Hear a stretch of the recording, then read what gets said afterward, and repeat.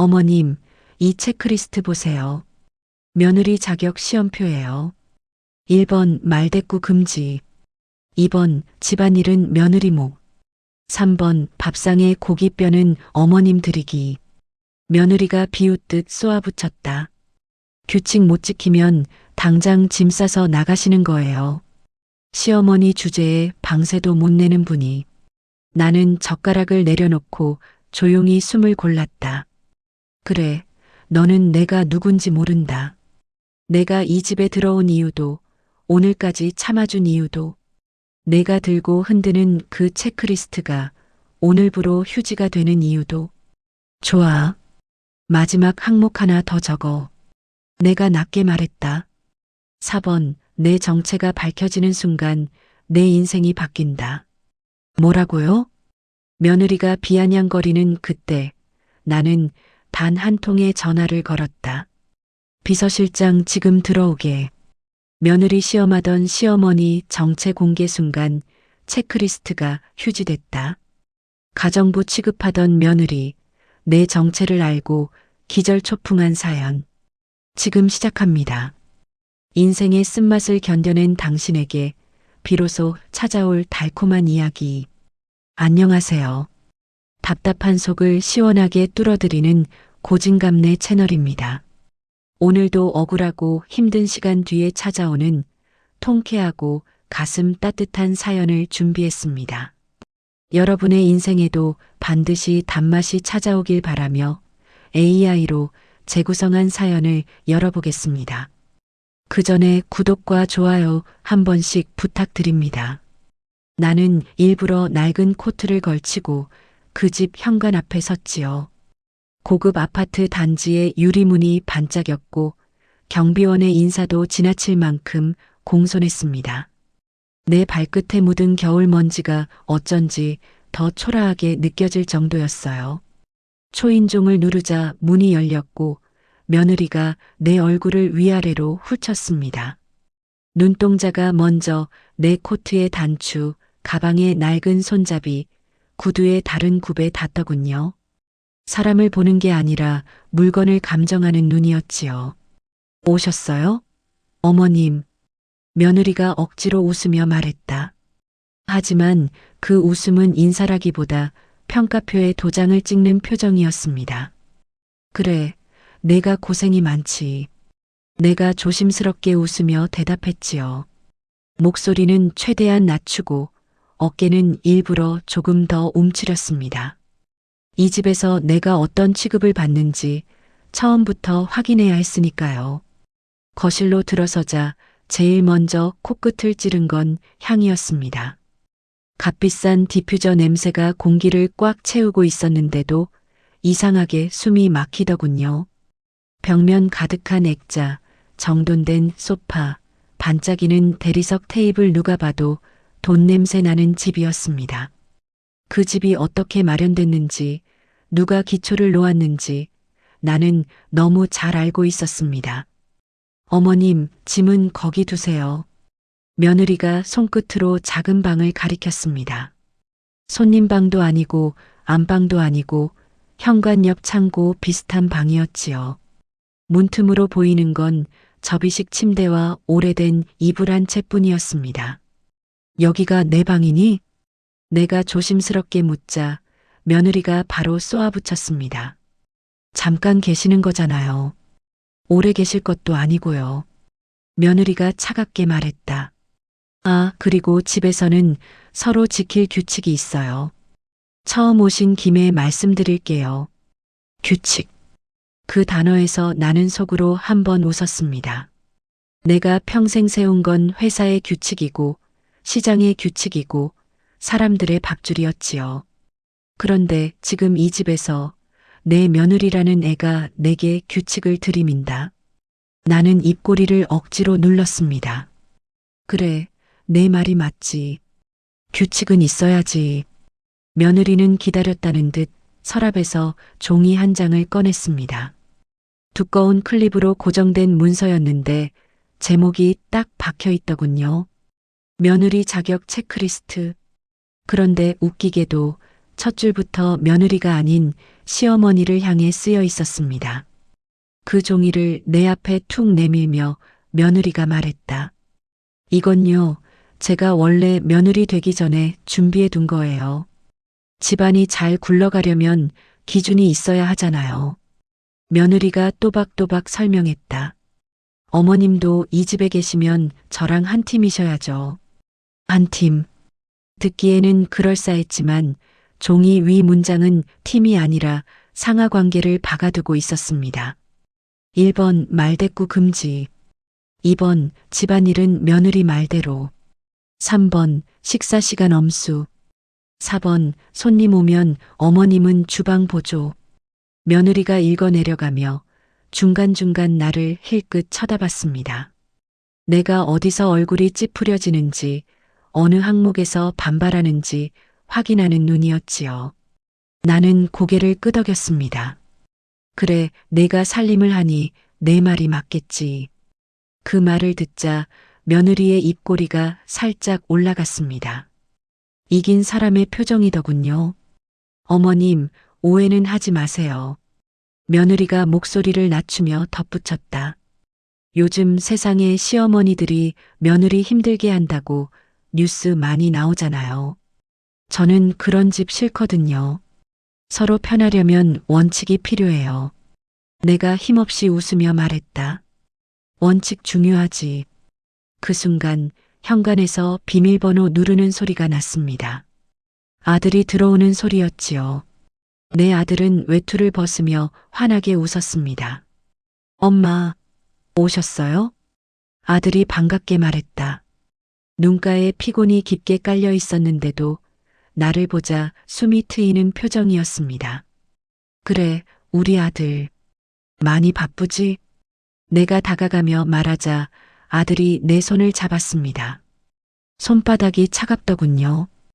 회사 일이 얼마나 무거운지 그 손이 말해주고 있었습니다. 며느리는 그때를 놓치지 않았습니다. 여보, 어머님께 규칙 설명드렸어. 며느리가 상냥한 척 말했고 아들이 어색하게 웃으며 고개를 끄덕였습니다. 아, 규칙? 아들이 멋쩍게 물었지요. 응, 집에 누구든 있으면 서로 불편하잖아. 며느리가 달콤하게 웃으며 말했다. 어머님도 이해하시겠지? 아들이 내 눈을 바라봤습니다. 나도 아들의 눈을 바라봤지요. 그 눈에는 엄마 그냥 잠깐만이라는 부탁이 숨어 있었습니다. 아들은 아직 모릅니다. 내가 왜 이 집에 들어왔는지, 왜 이런 모욕을 일부러 받아내는지. 나는 아들의 마음을 알기에 더더욱 고개를 끄덕였습니다. 그래, 엄마는 괜찮다. 내가 부드럽게 말했다. 너희 편한 게 제일이지. 그 한마디에 며느리는 안심한 듯 숨을 내쉬더군요. 마치 큰 시험을 통과한 것처럼요. 그런데 진짜 시험은 내가 시작한 거였는데도 말이지요. 저녁 식탁에 앉자 며느리는 반찬을 3개만 올렸습니다. 아들 앞에는 갈비찜이 놓였고 내 앞에는 맑은 국과 김치뿐이었습니다. 우연이 아니라는 걸 나는 단번에 알았습니다. 어머님은 소화 잘 안 되시죠? 며느리가 친절한 척 말했다. 그래서 가벼운 걸로 드릴게요. 그래, 고맙다. 내가 조용히 대답했습니다. 아들이 갈비를 집어 내 앞에 놓으려 하자 며느리가 바로 말을 끊었습니다.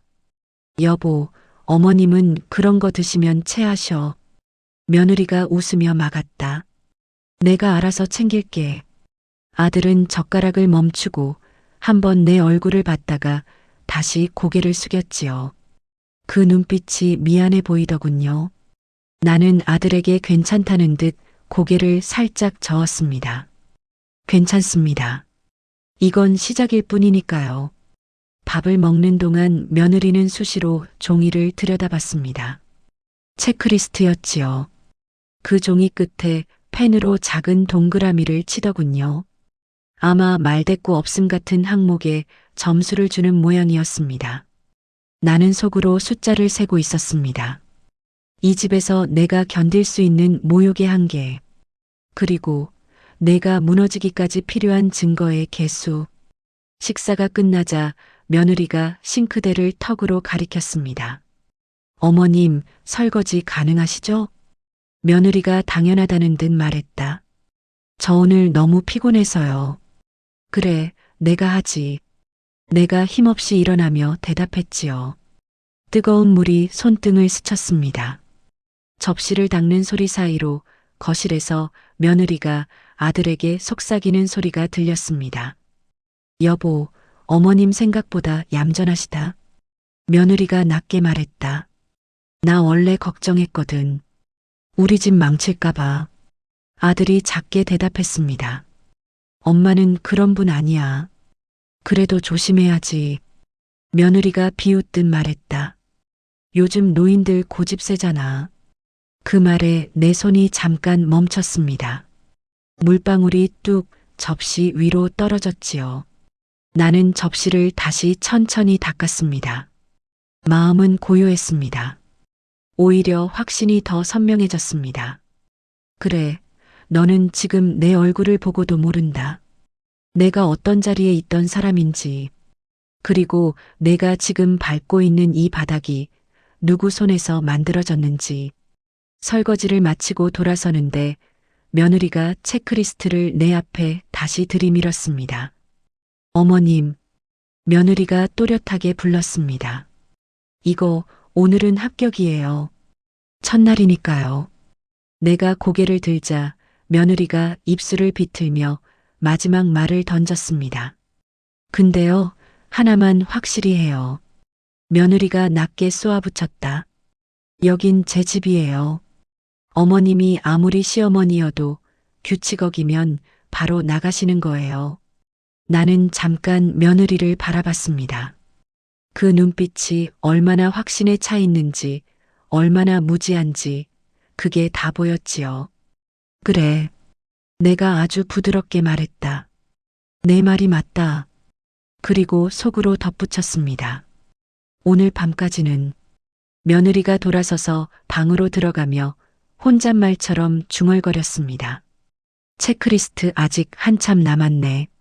나는 작은 방의 접이식 침대에 앉아 내 낡은 가방을 열었습니다. 그 안에는 오래된 보자기가 하나 들어 있었고 그 아래에는 새 휴대폰이 따로 숨겨져 있었습니다. 나는 화면을 켜서 연락처를 확인했지요. 비서실장, 법무팀장, 그리고 한 명 더, 내가 아직 부르지 않은 이름. 아직은 때가 아닙니다. 그러나 체크리스트가 한 장이라면 내겐 파일이 한 상자입니다. 나는 창밖으로 반짝이는 도시 불빛을 바라보며 조용히 숨을 내쉬었습니다. 내일 너는 더 크게 나를 시험하려 들겠지요. 하지만 그 시험지는 결국 내 손에서 찢기게 될 겁니다. 아침 햇살이 커튼 틈으로 비집고 들어오는데도 그 집 공기는 차갑기만 했지요. 접이식 침대에서 몸을 일으키며 나는 천천히 숨을 골랐습니다. 오늘도 약한 시어머니로 버텨야 합니다. 그래야 더 많은 걸 보게 되니까요. 문을 열고 나오자 거실에서 며느리가 이미 분주하게 움직이고 있었습니다. 나를 보자마자 며느리가 입가에 얇은 웃음을 걸었습니다. 어머님, 일찍 일어나셨네요. 며느리가 상냥한 척 말했다. 그럼 오늘 일정 말씀드릴게요. 일정이라는 단어가 참 우습더군요. 내가 회사에서 수천 명의 스케줄을 조율하던 사람인데 지금은 며느리 손에 하루가 배정되는 신세라니. 그래, 뭐 하면 되니? 내가 힘없이 대답하자 며느리는 기다렸다는 듯 냉장고 문을 열어젖혔습니다. 아침은 미리 해두시고요. 며느리가 또박또박 말했다. 반찬은 어제처럼 간단하게. 그리고 11시엔 우리 엄마 오시니까 다과 준비하시고요. 점심은 어머님이 알아서 차려주세요. 친정어머니가 오시는구나. 내가 조심스럽게 묻자 며느리가 눈썹을 치켜 올렸습니다. 네. 어머님도 인사 제대로 하셔야 돼요. 며느리가 날카롭게 덧붙였다. 괜히 실수하시면 분위기 망치니까. 실수. 그 말에 나는 속으로 웃었습니다. 내가 평생 얼마나 많은 실수를 처리하며 살아왔는지 너는 꿈에도 모르겠지요. 나는 주방으로 들어가 밥솥을 열었습니다. 밥은 넉넉했지만 반찬통은 어제보다 더 비어 있었습니다. 그래도 나는 말없이 미역국을 끓이고 달걀을 부쳤습니다. 소금 한 꼬집까지 조심스럽게 넣으며 내가 견딜 수 있는 선을 마음속으로 다시 그었습니다. 식탁에 아침상을 차리자 아들이 졸린 얼굴로 나왔습니다. 엄마 일찍 일어나셨어요? 아들이 미안한 듯 말했다. 괜찮다. 너는 밥이나 먹어. 내가 부드럽게 대답했지요. 아들이 젓가락을 들자 며느리가 바로 체크리스트를 펼쳤습니다. 그 종이는 어제보다 더 반듯해 보였고 며느리는 그걸 식탁 옆에 두고 마치 메뉴판처럼 슬쩍슬쩍 확인하더군요. 여보, 어머님 오늘은 아침을 제 시간에 하셨네. 며느리가 칭찬인 듯 비꼬는 듯 말했다. 이런 건 체크해둬야지. 아들이 난처하게 웃었습니다. 그런 것까지 꼭 해야 돼? 그러자 며느리가 즉시 목소리를 낮춰 쏘아붙였습니다. 여보, 약속했잖아. 며느리가 차갑게 말했다. 우리 집 규칙 지키자고. 나는 그 대화가 더 길어지기 전에 일부러 숟가락을 들었습니다. 아들이 나 때문에 부부싸움이라도 하는 것처럼 보이면 며느리는 더 가혹해질 테니까요. 괜찮다, 엄마는. 내가 힘없이 웃으며 말했다. 그 말을 들은 며느리는 승리한 사람처럼 입꼬리를 올렸습니다. 아들이 출근하고 집이 조용해지자 며느리는 내게 청소기 손잡이를 밀어줬습니다. 어머님, 거실부터요. 며느리가 당연하다는 듯 말했다. 먼지 하나라도 남으면 저 알레르기 올라오는 거 아시죠? 그래, 하마. 내가 고개를 끄덕이며 청소기를 잡았지요. 청소기를 밀며 거실 한쪽 진열장을 지나는데 내 시선이 자연스럽게 장식장 위에 멈췄습니다. 아들이 대학 졸업식 때 찍은 사진, 결혼식 사진, 그리고 며느리 친정 식구들과 찍은 사진들이 줄지어 있었습니다. 정작 내 사진은 없더군요. 그걸 보자 마음이 싸해졌지만 나는 모르는 척했습니다. 아직은 참아야 합니다. 아직은. 11시가 가까워지자 며느리는 내게 다과 접시를 놓고 명령하듯 말했습니다. 과일은 예쁘게 깎으세요. 며느리가 날카롭게 말했다. 우리 엄마는 이런 거 되게 예민해요. 어머님이 촌스럽게 해놓으면 제가 창피하잖아요. 촌스럽게. 그 말이 내 귀를 긁었지만 나는 조용히 칼을 들었습니다. 사과 껍질을 얇게 벗기며 속으로 되뇌었지요. 너는 지금 칼을 쥔 사람이 누구인지도 모르고 있구나. 잠시 후 초인종이 울렸습니다. 며느리가 문을 열자 향수 냄새가 강하게 들어오더군요. 며느리 친정 어머니가 들어서자마자 내 코트와 손을 훑어봤습니다. 딸과 똑같은 눈이었습니다. 아유, 어머님이시죠? 친정 어머니가 웃으며 말했다. 그런데 그 웃음은 따뜻함이 아니라 값을 매기는 웃음이었지요. 그래요. 처음 뵙네요. 내가 공손히 인사하며 말했다. 친정 어머니는 내 인사를 받는 둥 마는 둥 소파에 앉아 다리를 꼬았습니다. 그리고 며느리를 보며 일부러 크게 말했습니다. 예, 근데 어머님 옷은 왜 저래? 친정 어머니가 대놓고 말했다. 요즘 누가 그런 코트를 입니다. 너희 남편이 벌잖아. 며느리가 작게 웃었습니다. 엄마, 어머님은 원래 검소하셔. 검소. 그 단어가 내겐 칭찬이 아니라 가난의 다른 이름처럼 들렸습니다. 친정 어머니는 과일 접시를 집어들고 사과 한 조각을 들어 올리더군요. 그리고는 내게 쏘아보듯 말했습니다. 손이 좀 투박하시네. 친정 어머니가 비웃듯 말했다. 우리 딸은 이런 거 깔끔하게 잘하는데. 나는 입술을 다물었습니다. 대꾸하면 그들은 버릇 없다고 할 테니까요. 며느리는 그때 체크리스트를 펼쳐 펜을 잡았습니다. 친정어머니 앞에서 딸이 보여주듯 나를 평가하는 행위를 더 과시하더군요. 어머님, 여기 보세요. 며느리가 또박또박 말했다. 손님 앞에서는 말수 줄이기. 괜히 분위기 깨지 않게. 그 말을 들은 친정어머니가 깔깔 웃었습니다. 야, 잘한다. 친정어머니가 신나게 말했다. 이런 식으로 잡아야 돼. 시어머니들이 보통 만만치 않거든. 나는 그 순간 확신했습니다. 이건 며느리 혼자 만든 규칙이 아니었습니다. 친정에서 배운 방식이었지요. 사람 위에 사람을 세워서 아랫사람에게 규칙을 강요하는 것. 친정어머니가 소파 등받이에 기대며 말했다. 근데 어머님, 여기서 얼마나 계실 거예요? 친정어머니가 묻는 척하며 말했다. 너무 오래 계시면 젊은 부부가 힘들잖아요. 요즘은 독립이 중요해. 며느리가 바로 받았습니다. 그러니까요, 엄마. 며느리가 냉정하게 말했다. 어머님도 빨리 자리 잡으셔야죠. 자리 잡으라. 내게는 나가라는 말과 똑같았습니다. 나는 조용히 미소 지었습니다. 그래, 나도 오래 패 끼치고 싶진 않다. 그러자 며느리는 만족한 듯 고개를 끄덕였습니다. 그리고 친정어머니가 떠날 즈음 며느리는 마치 쓰레기 처리하듯 손가락으로 작은 방을 가리켰습니다. 어머님, 방 정리 좀 할게요. 며느리가 아무렇지 않게 말했다. 짐이 너무 너저분해서요. 내가 알아서 해도. 내가 조심스럽게 말끝을 흐리자 며느리 눈빛이 바로 차가워졌습니다. 아니요.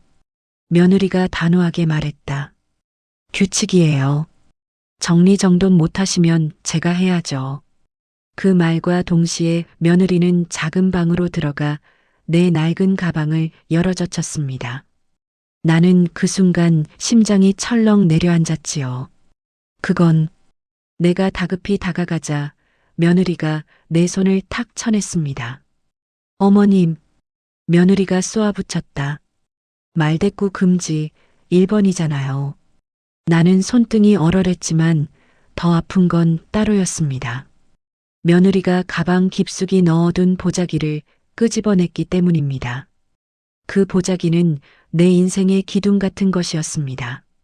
남편의 유품이자 내가 이 집에 들어오기 전 마지막으로 손에 쥐고 왔던 증거였지요. 그 안에 든 물건 하나가 이 집의 주인이 누군지 단번에 바꿀 수도 있었습니다. 며느리는 보자기를 흔들어 보더니 코웃음을 쳤습니다. 이게 뭐예요? 며느리가 비웃듯 말했다. 또 가난 코스프레용 물건이에요? 그건 함부로. 내가 떨리는 목소리로 말하자 며느리는 더 크게 웃었습니다. 어머님, 여기서 그 불쌍한 척 하지 마세요. 며느리가 날카롭게 말했다. 촌스러운 물건은 집 분위기 망쳐요. 그러고는 믿을 수 없게도 며느리는 쓰레기 봉투를 꺼내 보자기를 그대로 집어넣었습니다. 내 숨이 목에 걸렸습니다. 그건 단순한 천 조각이 아니었습니다. 내 남편의 흔적이었고 내 지난날의 증거였고 무엇보다 내 아들을 지키기 위한 마지막 장치였지요. 그만해라. 내가 겨우 말했다. 목소리가 갈라졌습니다. 그때 며느리가 고개를 비스듬히 기울이며 속삭이듯 말했습니다. 어머님, 며느리가 차갑게 말했다. 여기서는 제가 정해요. 어머님 물건도요. 나는 입술을 꽉 물었습니다. 피가 날 정도로. 그리고 마음속으로 아주 조용히 결심했습니다. 그래, 오늘은 기록만 하자. 하지만 내가 그 보자기를 쓰레기 봉투에 넣는 순간 너는 선을 넘었다. 며느리가 봉투 입구를 묶으며 말했습니다. 이따가 제가 내려가서 버릴게요. 나는 그 봉투를 바라보며 손가락을 천천히 움직였습니다. 주머니 속 휴대폰을 만졌지요. 아직은 전화를 걸지 않습니다. 아직은. 하지만 번호는 이미 화면 위에 떠 있었습니다. 비서실장. 내가 조용히 숨을 내쉬었습니다. 내일 너는 더 큰 모욕을 던지겠지요. 그래야 내가 마지막 한 통을 걸 명분이 완성됩니다. 그리고 그때 내 체크리스트는 진짜로 휴지가 될 겁니다. 그날 밤 나는 잠을 거의 못 잤지요. 작은 방 천장에 비친 희미한 불빛을 보며 계속 같은 생각만 맴돌았습니다. 쓰레기 봉투 속 보자기, 묶인 매듭, 그리고 며느리의 그 눈빛. 아침이 되자 며느리는 아무 일도 없었다는 듯 멀쩡한 얼굴로 커피를 내리더군요. 내가 눈을 뜨고 거실로 나오자 며느리가 입꼬리를 올리며 말했다. 어머님, 어제 정리한 거 기분 나쁘셨죠? 며느리가 일부러 천천히 말했다. 근데요, 그게 다 어머님을 위해서예요. 정돈된 집에서 사셔야 사람답게 사는 거잖아요. 나는 그 말에 대꾸하지 않았습니다. 대꾸하면 이 아이는 더 신이 날 테니까요. 대신 조용히 물었습니다. 그 봉투는 어디 있니? 며느리는 커피잔을 내려놓고 나를 쳐다봤습니다. 눈이 차갑게 반짝였지요. 어머님, 또 시작이에요? 며느리가 쏘아붙였다. 그거 다 필요 없는 것들이에요. 이런 걸 끌어안고 있으니까 어머님 인생이 그 모양인 거예요. 내 심장이 한번 크게 울렸습니다. 하지만 나는 숨을 꾹 눌러 삼켰지요. 아직은 아닙니다. 버렸니?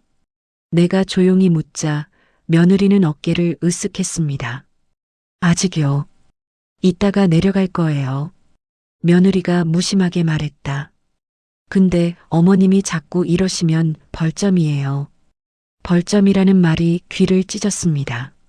사람의 기억과 죽은 이의 흔적을 점수로 재단하는 아이. 나는 속으로 차갑게 웃었습니다. 그래, 벌점.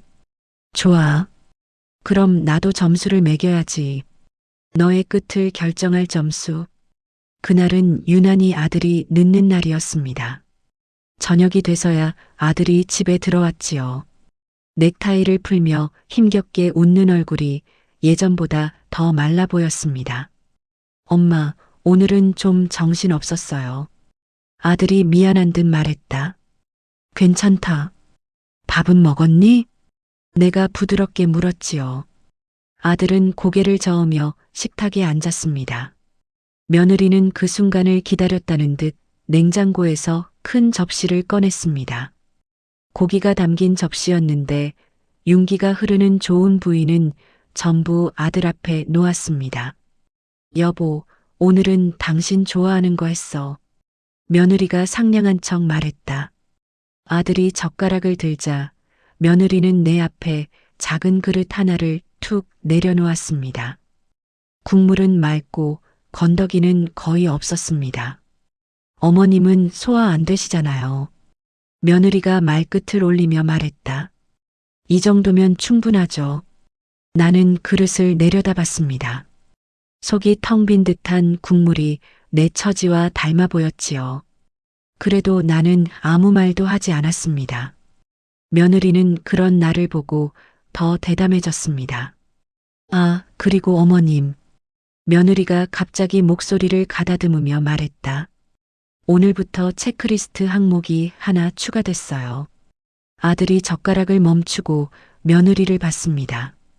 또 무슨 체크리스트야? 아들이 난처하게 물었지요. 그러자 며느리가 웃으며 종이를 펼쳤습니다. 그 종이는 이미 낡아져야 하는데 어쩐지 더 두꺼워진 것처럼 보였습니다. 5번, 집안 분위기 흐리게 하지 말기. 며느리가 또박또박 읽었다. 그리고 6번, 며느리 말에는 토 달지 말기. 아들이 숨을 길게 내쉬었습니다. 그런 거 엄마한테 왜 해? 며느리는 바로 얼굴을 굳혔습니다. 여보, 나 지금 어머님 괴롭히는 거 아니야. 며느리가 날카롭게 말했다. 우리 집 지키는 거야. 어머님이 자꾸 문제 만들잖아. 문제. 내가 문제라는 말에 아들이 나를 한번 보더군요. 그 눈빛엔 미안함과 피로가 섞여 있었습니다. 나는 아들에게 괜찮다는 듯 고개를 살짝 저었습니다. 그러자 아들은 입을 다물었습니다.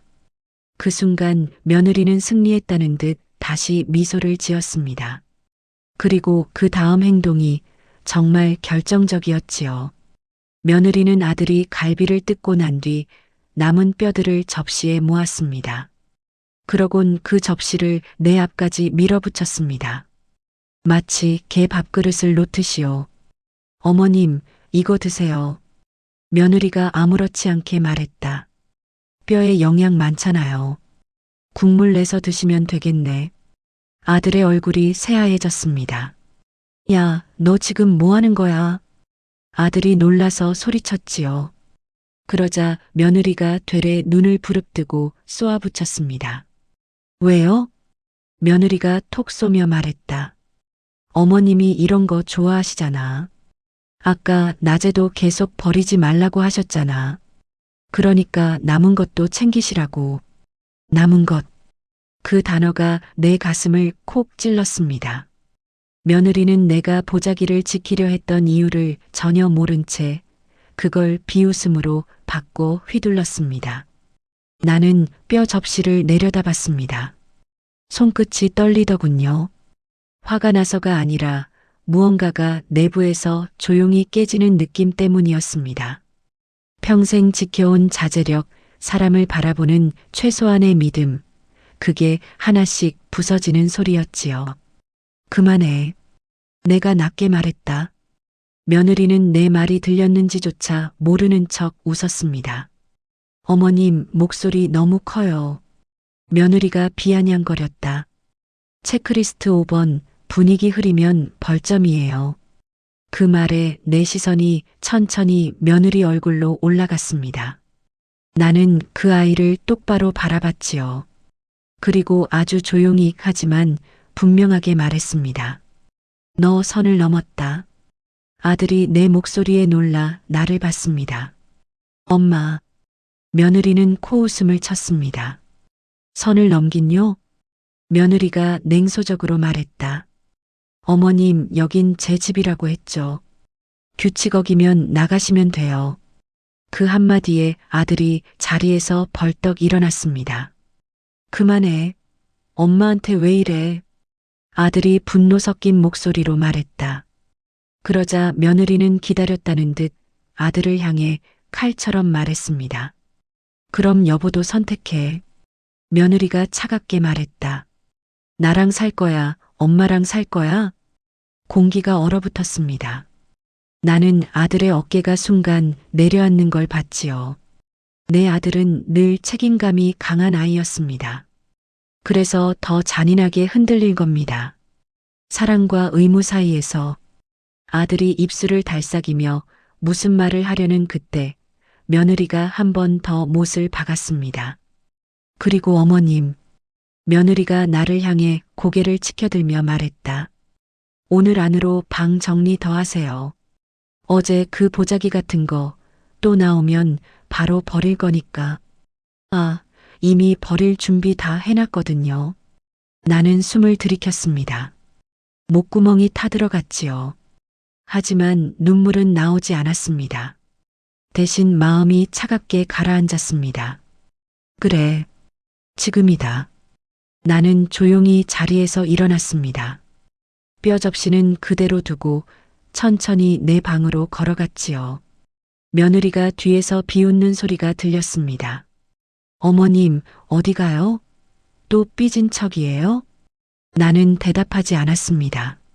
문을 닫고 가방 속에 숨겨둔 휴대폰을 꺼냈습니다. 손가락은 놀라울 만큼 침착했지요. 화면이 켜지자 연락처가 떠올랐습니다. 비서실장. 내가 통화 버튼 위에 손가락을 얹었습니다.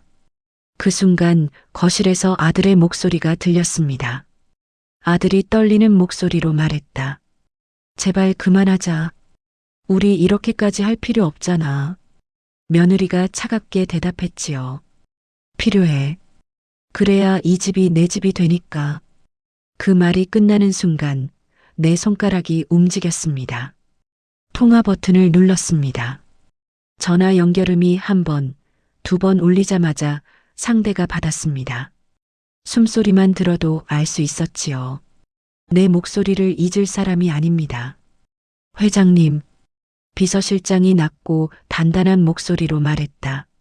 한치의 흔들림도 없이 오랜 세월 훈련된 사람의 톤이었습니다. 나는 창밖을 한번 바라보고 아주 짧게 말했습니다. 지금 들어오게. 내가 차갑게 말했다. 주소는 문자로 보냈네. 법무팀장도 같이. 알겠습니다, 회장님. 비서실장이 즉시 대답했다. 10분 안에 도착하겠습니다. 통화를 끊는 순간 내 손은 오히려 가벼워졌습니다. 이제부터는 참는 시간이 아니라 정리하는 시간이지요. 나는 휴대폰을 다시 보자기 아래에 숨겨두었습니다. 아직은 며느리에게 들키면 안 됩니다. 이 아이는 막다른 골목에서 더 독해질 테니까요. 나는 거울 앞에서 낡은 코트를 다시 걸쳤습니다. 얼굴 표정도 최대한 힘없게 만들었지요. 그리고 천천히 문을 열고 거실로 나갔습니다. 거실에는 싸늘한 공기가 그대로 남아 있었습니다. 아들은 식탁에 앉아 손가락을 꼬아 쥐고 있었고 며느리는 팔짱을 낀 채 벽에 기대 있었습니다. 내 모습을 보자 며느리가 비웃듯 말했다. 어머님, 전화는 누구한테 하셨어요? 며느리가 날카롭게 물었다. 설마 또 친정이나 친구들한테 징징대는 거 아니죠? 나는 눈을 깜빡이며 최대한 약한 목소리로 대답했습니다. 아니다, 그냥 아는 사람한테. 내가 힘없이 말했다. 아는 사람? 며느리가 코웃음을 쳤다. 어머님이 아는 사람이 누가 있어요. 그런 코트 입고 다니는 분이. 아들은 그 말을 듣고 이마를 짚었습니다. 제발 그만 좀 해. 그러자 며느리가 아들에게 쏘아붙였습니다. 여보, 나 지금 잘못한 거 없어. 며느리가 차갑게 말했다. 어머님이 우리 집 규칙을 흔들잖아. 우리 둘이 사는 집에 갑자기 들어와서. 나는 그 말을 조용히 들었습니다. 그리고 속으로 아주 또렷하게 정리했습니다. 우리 둘이 사는 집이라. 그 집의 등기와 자금 흐름을 내가 모를 줄 알고. 내가 입을 열려는 순간 초인종이 울렸습니다. 띵동. 그 소리에 며느리가 먼저 눈썹을 치켜 올렸습니다. 이 밤에 누구야? 며느리가 투덜거리며 현관으로 걸어갔다. 아들도 자리에서 일어나 따라갔습니다. 나는 두 사람 뒤를 느리게 걸었지요. 문이 열리자마자 집안 공기가 달라졌습니다. 검은 정장 차림의 남자 둘이 현관에 서 있었습니다. 한 사람은 내 비서실장이었고 다른 한 사람은 법무팀장이었습니다. 그 뒤로 수행원 둘이 더 서 있었지요.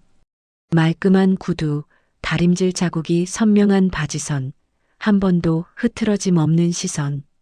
며느리의 얼굴이 잠깐 굳었습니다. 누구세요? 며느리가 경계하며 물었다. 그때 비서실장이 나를 발견하고 즉시 자세를 바로 세웠습니다. 그리고 정중하게 고개를 숙이며 말했습니다. 회장님, 늦었습니다. 그 한마디가 집안을 갈랐습니다. 마치 유리컵이 바닥에 떨어져 산산조각 나는 소리처럼요. 며느리의 손에 들려있던 체크리스트가 툭 떨어졌습니다. 종이가 바닥에 미끄러져 나가며 펄럭였지요. 며느리는 입을 벌린 채 한동안 말을 잇지 못했습니다. 회 회장님?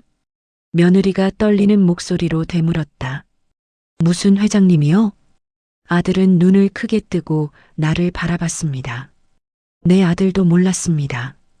내가 어떤 방식으로 어떤 순서로 정체를 드러낼지. 아들은 그저 엄마가 억울해한다 정도로만 알았지요. 나는 천천히 현관 앞에 섰습니다. 그리고 낡은 코트의 단추를 하나 풀었습니다. 그 순간 내 어깨가 이상하리만큼 곧게 펴졌습니다. 목소리도 달라졌지요. 더 이상 힘없는 노인의 목소리가 아니었습니다. 들어오게. 내가 담담하게 말했다. 비서실장과 법무팀장이 거실로 들어오자 며느리는 급히 웃음을 만들었습니다. 방금 전까지 칼처럼 날아다니던 혀가 갑자기 꿀물에 담긴 것처럼 부드러워지더군요. 아, 어머님, 아니, 회장님. 며느리가 말을 더듬었다. 이게 무슨 오해가. 저는 그냥 집안이 잘 돌아가게 하려고.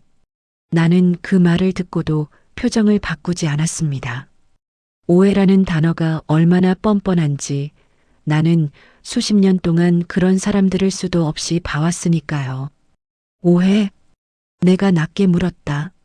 며느리는 급히 고개를 끄덕이며 말했다. 네, 내 어머님께서 불편하셨다면 제가 잘못했어요. 며느리가 억지 웃음을 지으며 말했다. 근데 어머님도 갑자기 오셔서 저도 적응할 시간이. 그때 아들이 한 발 앞으로 나왔습니다. 엄마 뭐야? 아들이 떨리는 목소리로 말했다. 엄마, 회장님이라니 무슨 말이야. 나는 아들의 얼굴을 바라봤습니다. 내 아들이 얼마나 힘들었는지, 얼마나 믿고 싶었는지 그 눈에 다 담겨 있었습니다. 미안하다. 내가 아들에게 낮게 말했다. 너를 시험하려던 건 아니었는데 지켜야 할 게 있어서. 며느리는 그 틈을 파고들어 아들 손을 잡으려 했습니다. 여보, 이거 봐, 어머님이 아니 회장님이 우리를 시험하신 거잖아. 며느리가 급히 말했다. 그러니까 나도 그냥 잘하려고 한 거야. 그 말이 끝나기 무섭게 비서실장이 조용히 한 걸음 앞으로 나왔습니다. 그리고 서류 가방에서 얇은 파일을 꺼냈지요. 그 파일 표지에는 회사 로고가 선명했습니다. 회장님 지시대로 정리해 왔습니다. 비서실장이 담담히 말했다. 며느리의 얼굴이 점점 창백해졌습니다. 법무팀장이 차분히 말을 이었습니다. 지금 이 주거지 관련 계약서와 자금 출처 자료를 확인했습니다. 법무팀장이 냉정하게 말했다. 이 아파트 전세금과 초기 인테리어 비용의 상당 부분이 회장님 명의의 법인 계좌에서 출금된 것으로 확인됩니다. 며느리의 입술이 파르르 떨렸습니다. 무슨 말도 안 돼요. 며느리가 애써 웃으며 말했다. 여긴 우리 부부가. 우리 부부? 내가 조용히 되물었습니다. 나는 거실로 걸어가 바닥에 떨어진 체크리스트를 주었습니다. 종이 가장자리가 손에 걸렸지요. 며느리는 그 종이를 빼앗으려 손을 뻗었다가 비서실장의 시선을 막고 움찔했습니다. 나는 체크리스트를 천천히 펼쳤습니다. 그리고 항목들을 한 줄씩 읽었습니다. 말대꾸 금지. 내가 낮게 읽었다. 며느리가 굳은 침을 삼켰습니다. 집안일은 며느리 말대로. 내가 이어서 읽었다. 아들은 얼굴이 붉게 달아올랐습니다. 손님 앞에서는 말수 줄이기. 내가 마지막으로 읽고는 종이를 접었습니다. 그리고 아주 차분하게 말했다. 이 종이 오늘부로 끝이다. 며느리가 떨리는 목소리로 말했다. 회장님, 제가 정말 몰랐어요. 며느리가 울먹이는 척 말했다. 저는 그냥 어머님이 몰랐다. 내가 고개를 끄덕였다. 그래서 더 문제지. 그 말에 며느리가 눈을 크게 떴습니다. 나는 법무팀장을 바라보며 말했다. 증거는? 내가 짧게 물었다. 법무팀장이 고개를 끄덕이며 파일에서 몇 장을 꺼냈습니다. 녹취 일부와 문자 기록, 그리고 현관 CCTV 확인했습니다. 법무팀장이 냉정하게 말했다. 특히 오늘 저녁 식탁에서의 발언은 충분히 문제가 됩니다. 며느리는 그 순간 거의 비명처럼 말했다. CCTV요? 녹취요? 며느리가 다급히 소리쳤다.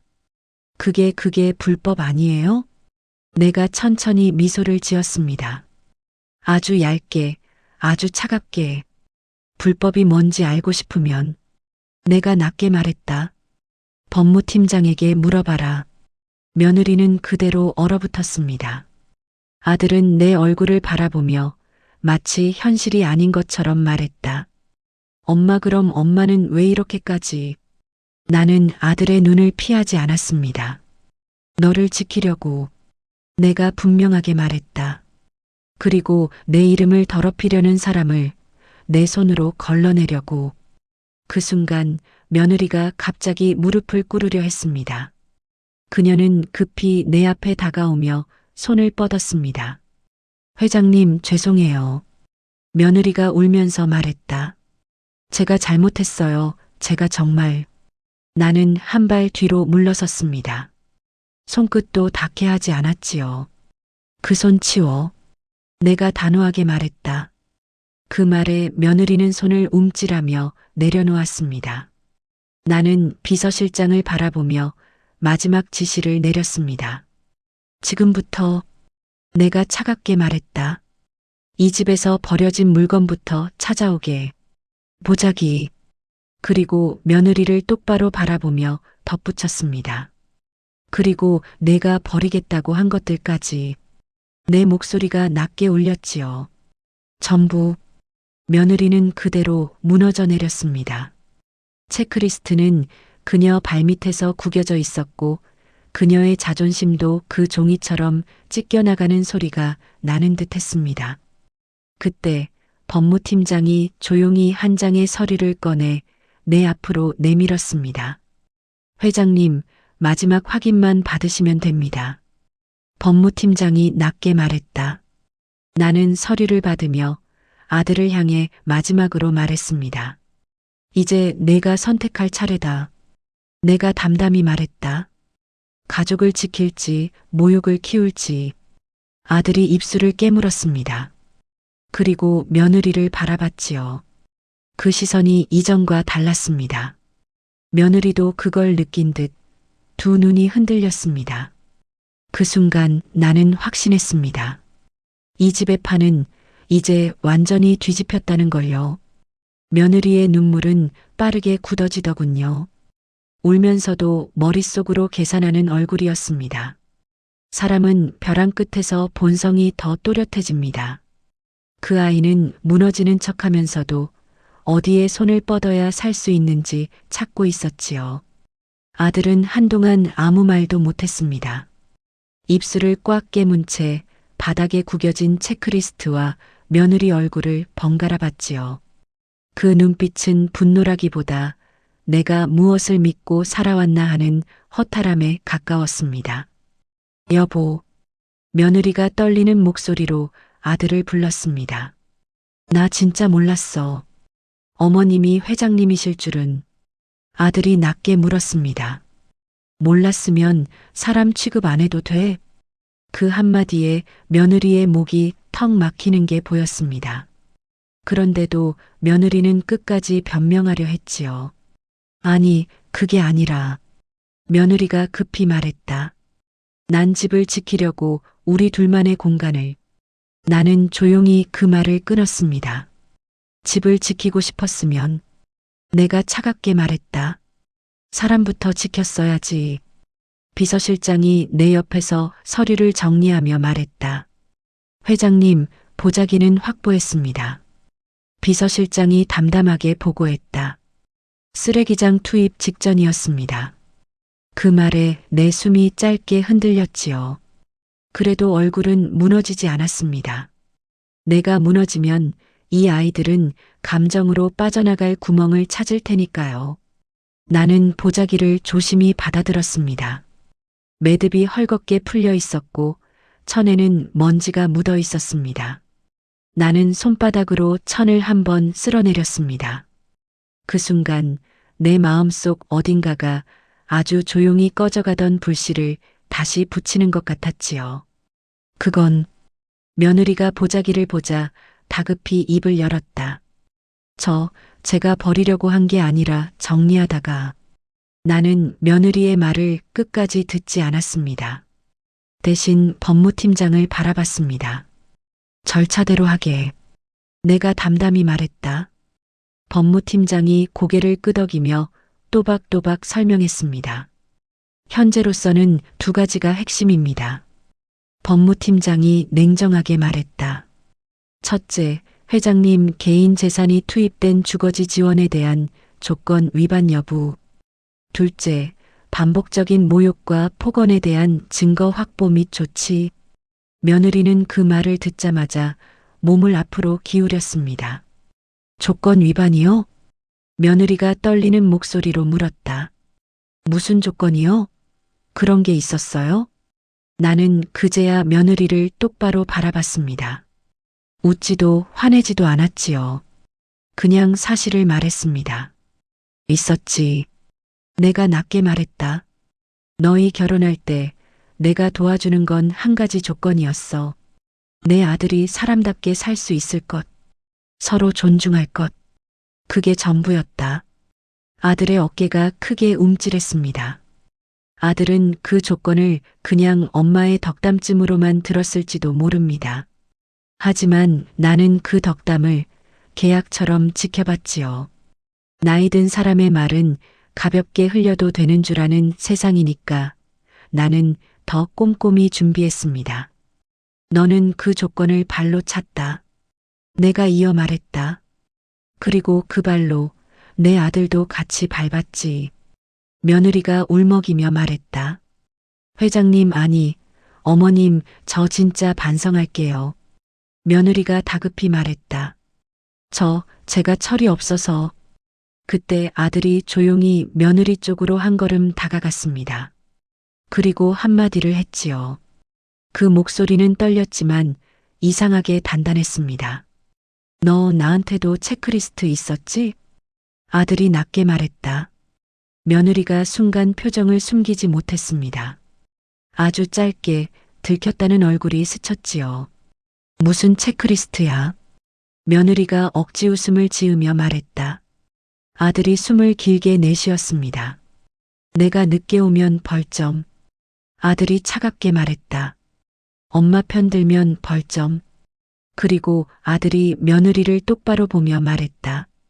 내가 사람으로 살면 너한테는 벌점이었지. 며느리가 입술을 벌렸지만 말이 나오지 않았습니다. 그 침묵이 곧 답이었지요. 나는 그 모습을 보며 마음속으로 한 번 더 확인했습니다. 이 아이는 나를 모욕한 게 끝이 아닙니다. 내 아들의 삶 전체를 관리하려 했습니다. 사랑이 아니라 통제였지요. 여기까지. 내가 낮게 말했다. 이제 결정을 하자. 법무팀장이 서류 한 장을 며느리 앞에 내려놓았습니다. 제목을 보는 순간 며느리의 눈이 커졌습니다. 이건 뭐예요? 며느리가 다급히 물었다. 법무팀장이 차분히 말했다. 주거 지원 중단 및 반환 관련 합의서입니다. 법무팀장이 냉정하게 말했다.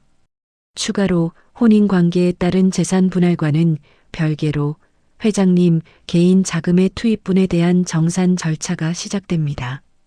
며느리는 손을 덜덜 떨며 서류를 밀쳐내려 했습니다. 아니 이건 너무하잖아요. 며느리가 갑자기 목소리를 높였다. 제가 뭘 그렇게까지. 그냥 어른들하고 생활 방식이 달랐던 것뿐인데. 그 말이 나오자 내 입가에 아주 미세한 미소가 스쳤습니다. 웃음이 아니라 경멸에 가까운 숨결이었지요. 생활 방식? 내가 낮게 되물었다. 남의 유품을 쓰레기 봉투에 넣는 게 생활 방식이냐? 밥상에서 뼈다귀를 밀어주는 게 생활 방식이냐? 며느리가 입술을 깨물었습니다. 그러더니 갑자기 방향을 틀어 내 아들에게 매달리려 했습니다.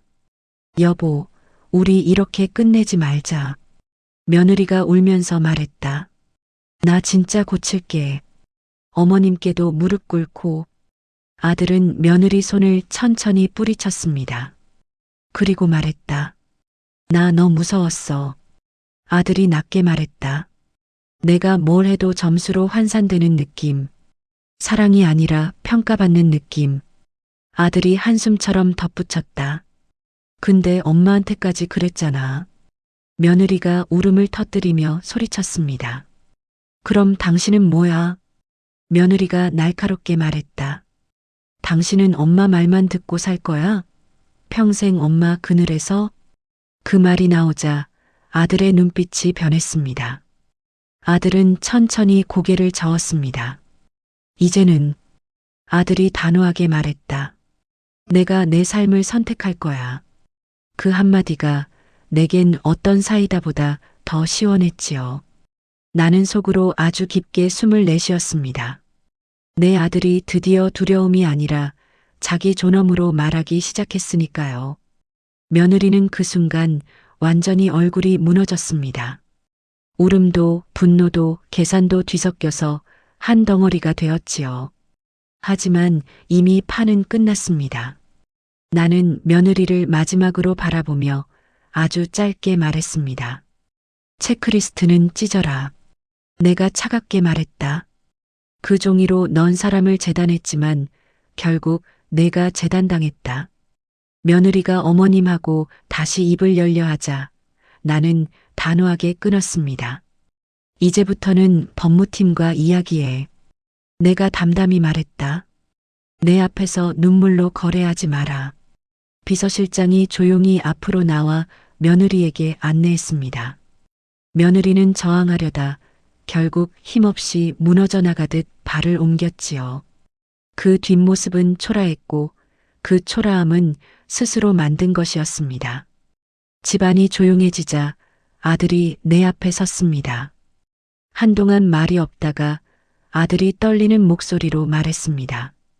엄마 미안해. 아들이 힘겹게 말했다. 내가 몰랐어. 아니, 알면서도 외면했어. 나는 아들의 손을 잡았습니다. 차갑고 거칠어진 손이었지요.